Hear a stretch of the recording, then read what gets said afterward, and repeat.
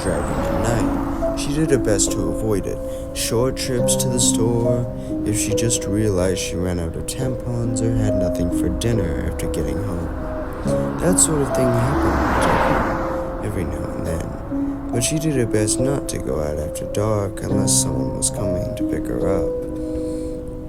So, naturally, she found herself on the longest drive of her life tonight, with no moon, few stars, swirling clouds above her, and acres of forest on either side. With so many unpleasant things in her life, this was her father's fault. She hadn't seen or spoken to the bastard in near 15 years, but just after falling asleep tonight. No, that was wrong. It would be yesterday by this time. Out of the blue, her phone rang and his voice was on the other end. "I need you, Melly. Please, come now." He'd said just that, and then the line went dead. The old ass was probably drunk, but he never called her before, not since she was a child, and he was still trying to convince her mother to take him back. It felt like she'd been drunk, waking up to hear his voice again after all these years. It sounded like he was crying. His voice sounded just the same as the last time she'd heard it. As though in a dream, she'd risen, dressed, and gotten in the car.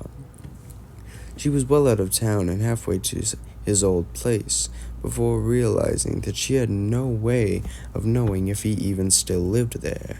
She received updates from her mother from time to time over the years about where he was. The last time she heard from her mother about him was 7 years ago. Had he ever stayed in one place that long? Not to her recollection. She had been 7 when her mother finally had enough and showed him the door. Prior to that, a move had come every few months. The house they had been living in was their longest stay in one place, a full 16 months. It turned into 2 years after that, and then the next house had been the one she had left when she moved out on her own. In all that time, she heard from him sporadically at best, and had finally decided it was best to simply forget about him. Until tonight. She had found out, after a 2-hour drive, that she had been right to wonder if he was still in the same place.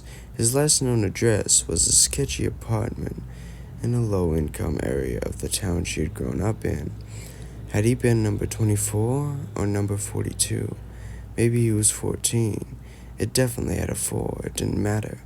His name wasn't on any of the buzzers. Bastard! Her drunk of a father had called her at night, all but demanding she come to him for reasons he didn't even feel were important enough to tell her over the phone, and then just expected that she would know where he lived now? In a flurry of rage, she turned and marched back to her car, slamming the door and starting off in the direction she came.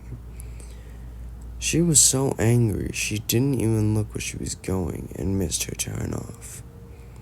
The next thing she knew, she was on this lonely sketch of a road. Cars were sparse, but she took some comfort in the fact that she would pass one every half hour or so. Her dashboard clock now read 2:27 p.m.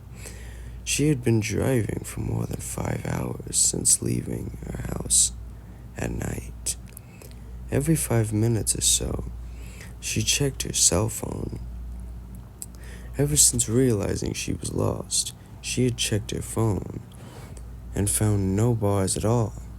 She even stopped at a gas station, closed of course, just sure there should be some service around here, somewhere, but nothing. Take stock of your life, Melly, she thought. You're over 30. You hate your job.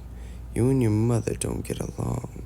You haven't seen or spoken to your father in just under half your life. You have no time for your friends or relationship thanks to the aforementioned job you hate. And now here you are, trapped on a road you've never been on before, at night.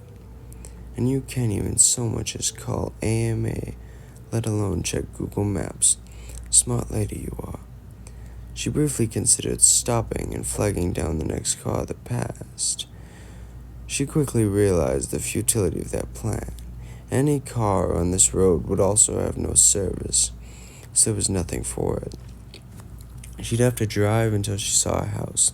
She'd feel bad for waking someone up, but there was no choice. She needed to find a way back to the main highway.